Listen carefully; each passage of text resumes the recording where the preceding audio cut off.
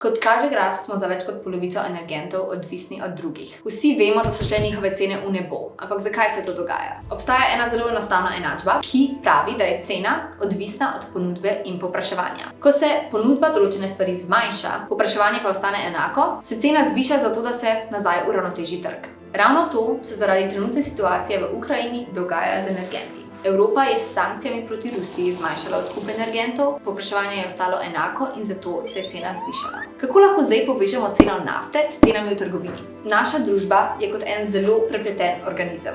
Tako kot povišanje cen nafte vpliva na nas, vpliva tudi na trgovce, ki morajo blago pripeljati iz sosednjih držav v skladišča in nato v trgovine. Več kot jih to stane, več morajo za blago računati, da lahko poslujejo. No in kaj pa lahko država naredi za tebe? Ni dovolj razdeliti bone med ljudi, zato smo pripravili 6 ukrepov, ki bodo ublažili udarec na naše denarnice. Za izhod iz krize pa, kot je rekel naš predsednik vlade. Nobena država ne more s svojimi lastnimi ukrepi sama reševati te krize, ker kriza je evropska.